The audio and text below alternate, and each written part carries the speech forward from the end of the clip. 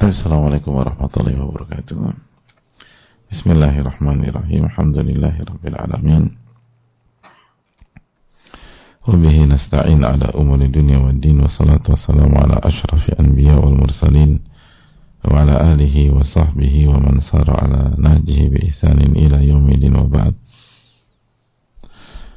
Allahumma inna nas'aluka ilman nafi'a wa na'udzubika min ilmin la yanfa'. Hadirin Allah muliakan, alhamdulillah kita panjatkan puji dan syukur kita kepada Allah tabaraka wa ta'ala atas segala nikmat dan karunia Allah berikan kepada kita. Sebagaimana salawat beriring salam semoga senantiasa tercurahkan kepada Rasulullah alaihi salatu wassalam beserta para keluarga, para sahabat dan orang-orang yang istiqomah berjalan di bawah naungan sunnah beliau sampai hari kiamat kelak.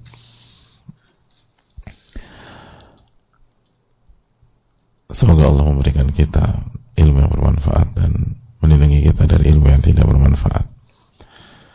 Amin ya rabbal alamin. Dan semoga Allah menjaga kita, memberikan rahmatnya kepada kita, orang-orang yang kita cintai, keluarga kita, orang tua kita, guru-guru kita, ulama-ulama kita, dan semua umat dimanapun berada, khususnya yang terzalimi di Palestina dan di berbagai macam tempat.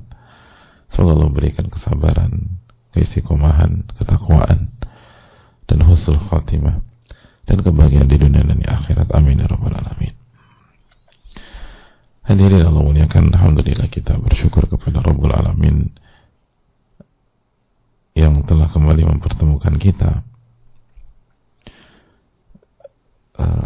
di kesempatan yang baik ini dan kesempatan yang berbahagia ini dalam rangka berusaha menambah ilmu kita dan iman kita kepada Allah Subhanahu wa taala. Dan semoga Allah Subhanahu wa taala wujudkan cita-cita kita tersebut. Amin ya rabbal alamin.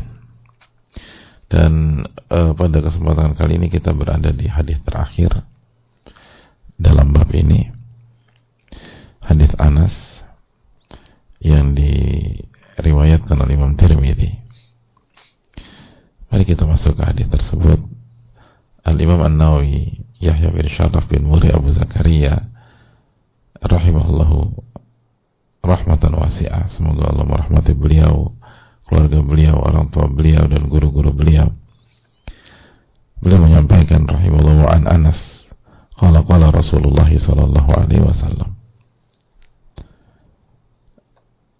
Dari Anas beliau menyampaikan Rasulullah sallallahu alaihi wasallam bersabda, "Ma akrama syabun syaikhan li sinnihi illa qayyadallahu lahu man yukrimuhu 'inda sinnih."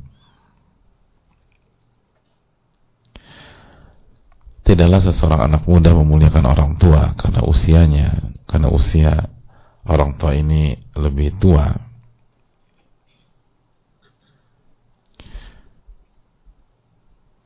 Illa qayyadallahu lahu man yukrimuhu 'inda sinnihi. Kalau ia memuliakan orang yang tua, orang tua karena usia tuanya, apa yang terjadi? Allah akan menetapkan untuknya orang yang akan memuliakannya di usia tuanya nanti. Usia tuanya nanti.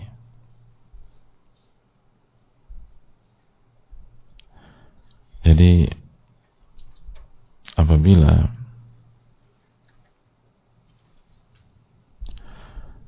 anak muda memuliakan orang tua karena usianya, atau karena orang tua itu sudah usia tua, melainkan Allah akan menetapkan untuknya orang yang akan memuliakannya di usia tuanya kelak atau usia tuanya nanti. Hadirin Allah muliakan, hadis ini dikeluarkan Imam atau diriwayatkan Imam Tirmidzi dan beliau mengatakan haditsun gharib. Dan hadis ini juga dilemahkan oleh ulama-ulama hadis. Namun walaupun hadis ini dilemahkan, tapi maknanya benar. Dan kita tahu Imam Nawawi pun juga salah satu ulama hadis.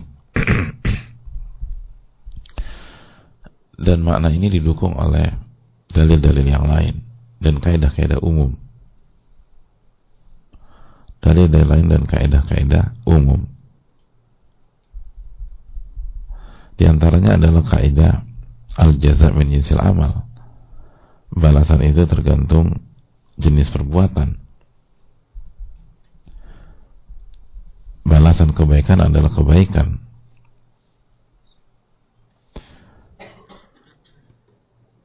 Balasan keburukan adalah keburukan. Balasan memuliakan dimuliakan. Balasan meremehkan diremehkan. Allah berfirman tentang hal ini dalam surat Ar-Rahman ayat 60, hal jazaa'ul ihsan ilal ihsan. Bukankah balasan keburukan kecuali bukankah balasan kebaikan kecuali kebaikan? Jadi tidak ada balasan kebaikan kecuali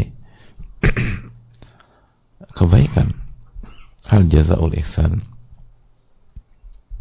ilal ihsan. Allah juga berfirman di dalam surat Al-Isra ayat 7,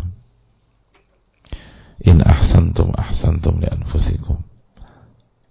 Jika kalian berbuat baik, maka kebaikan itu akan kembali kepada kalian. Wa in asatum falaha.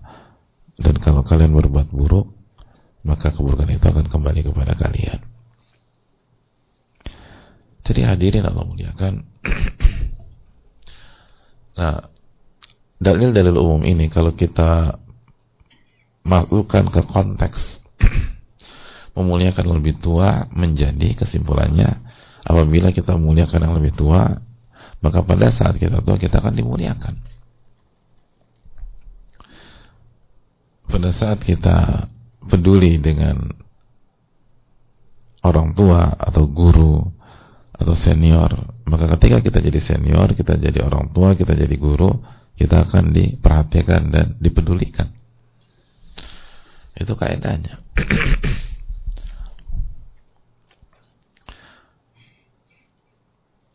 Kama tadi nutudan, sebagaimana Anda bersikap, Anda akan disikapi dengan cara yang sama.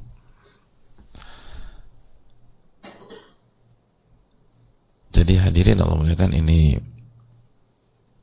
sebuah kaidah agar, dan ini menarik hadirin sekalian. Bukankah dalil seperti ini mengajak anak muda untuk berpikir jauh ke depan? Dalil-dalil ini mengajak anak muda untuk menjadi visioner, untuk berpikir bukan 1, 2, 3 tahun ke depan, bahkan bukan 5, 10 tahun ke depan, bahkan mungkin bukan 10, 20 tahun ke depan. Saya berpikir 30 tahun, 40 tahun ke depan. Karena kalau kita usia 20 tahun, lalu kita memuliakan lebih tua, kita usia benar-benar 20 tahun ya, tahun ini 20 tahun, kita memuliakan lebih tua, maka dari sisi konteks ini ya, bahwa balasan memuliakan dimuliakan. Kalau Anda memuliakan orang tua, maka ketika Anda sudah tua Anda akan dimuliakan. Maka kalau kita berusia 20 tahun, lalu kita memuliakan orang tua kita, guru kita, atau orang yang usianya 60, 70, atau 50, 60, 70, atau 40, 50, 60 tahun, 70 tahun, maka tahun depan belum ada pengaruhnya dalam konteks ini. Ya pahala jelas, keberkahan jelas. Tapi dalam konteks ini, tahun depan nggak ada pengaruh, belum berfungsi konteks ini. Keutamaan itu belum ada gitu loh. 2 tahun berikutnya keutamaan ini pun juga belum kita rasakan. 3 tahun berikutnya belum kita rasakan. 4 tahun berikutnya belum juga kita rasakan. 5 tahun berikutnya belum kita rasakan. 5 tahun kita baru 25, masih muda juga. Bahkan muka seringkali susah dibedakan mana yang 20 mana 25. 6 tahun, 7 tahun, bahkan 10 tahun kemudian kita belum rasakan. 10 tahun kemudian kita masih 30 tahun, masih energik, masih nyoba ini, nyoba itu, bisa ini, bisa itu. Ya memang tenaga ada perbedaan, tetapi nggak terlalu jauh. 15 tahun kemudian masih 35 masih oke. Kapan kita rasakan? Mungkin 25 tahun kemudian, ketika usia kita 45 misalnya, atau masuk 40, minimum kita baru rasakan setelah 20 tahun. Setelah kita masuk usia 40, lalu 45, lalu kita rasakan banget masuk 50, 55, lalu benar-benar kita rasakan di usia 60, jadi 30 tahun setelahnya. Jadi dalil-dalil seperti ini kembali membuat kita takjub, terpukau bahwa agama kita mengajak kita berpikir jauh ke depan, mengajak kita berpikir bukan hanya untuk hari ini, bukan hanya untuk besok, bukan hanya untuk lusa, bukan hanya untuk minggu depan, bukan hanya untuk bulan depan, bukan hanya untuk tahun depan, bukan hanya untuk 2 tahun yang akan datang, bukan hanya untuk 10 tahun ke depan, tapi 30, 45 tahun ke depan. Itu luar biasa. Makanya kan orang yang beriman kepada hari akhir itu orang yang sangat visioner, karena ia tuh berpikir, bahkan beriman ke hari yang paling jauh gitu. Kan namanya juga yaumul akhir, hari yang paling akhir gitu, hari yang paling jauh. Jadi kalau visioner dunia hanya berpikir bagaimana saya di usia 40, 50, 60, 70, 80, 90, atau bagaimana kondisi dunia setelah saya wafat, atau visioner berpikir bagaimana kehidupan di generasi anak-anak kita, cucu-cucu kita, cicit-cicit kita gitu loh. Gitu, misalnya orang bicara tentang perubahan iklim, oke, saya mungkin nggak akan merasakan itu, kata dia, karena dia udah usia 60 tahun, tapi bagaimana dengan anak-anak dan cucu-cucu kita? Visioner mikirnya sampai dia mikirin kehidupan di dunia setelah dia wafat. Orang yang beriman kepada hari akhir itu mikirin kehidupan setelah dunia nggak ada gitu loh. Setelah dunia selesai semua, dia masih mikirin itu. Jadi, nah ini kan harusnya hadirin sekalian, ini terpatri pada diri kita gitu loh. Jadi sebuah kelucuan kalau ketika kita mengklaim beriman kepada hari akhir,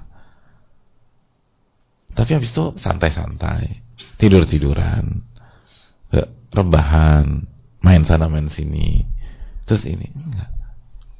Makanya kita coba lihat orang yang real beriman kepada hari akhir itu visioner. Dan visioner kita lihat bagaimana etos kerjanya, work ethicnya, bagaimana dia jaga waktu, bagaimana kesibukannya. Orang visioner nggak ada yang santai, hadirin. Visioner tuh nggak ada yang berleha-leha terus ngobrol dan segala macam, terus di awang-awang, enggak. Makanya kan, saya harus muliakan orang tua saya, guru saya, senior saya. Kenapa? Karena opsi atau kemungkinan saya cuma 2, saya meninggal muda atau saya mengalami fase mereka. Kalau fase mereka, saya ingin membangun fase itu dengan baik. Saya ingin hidup mulia. Saya ingin hidup dengan izzah, dengan kemuliaan. Saya ingin hidup dengan penghormatan.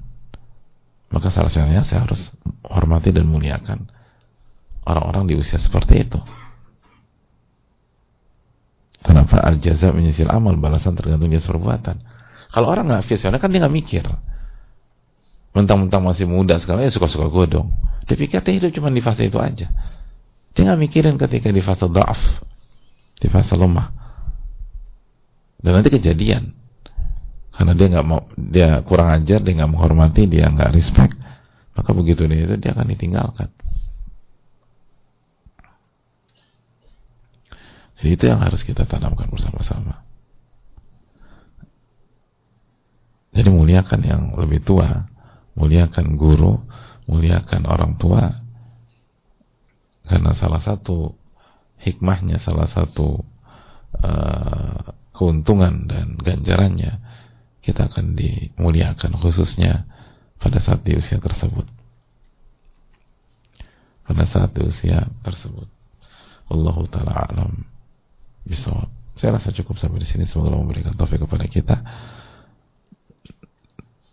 dan semoga kita bisa memahami hal ini dan semakin mencintai agama kita, semakin mencintai pencipta kita yang telah membuat konsep begitu indah, dan menjaga diri kita bukan hanya di hari ini tapi juga sampai nanti di hari tua, sampai kita wafat, setelah wafat dan dibangkitkan. Dan semoga Allah SWT memberikan taufik kepada kita untuk bisa mengamalkan ini semua. Subhanakallahumma wa bihamdika, la ilaha illa anta, astaghfiruka wa atubu ilaik. Assalamualaikum warahmatullahi wabarakatuh. Syukran.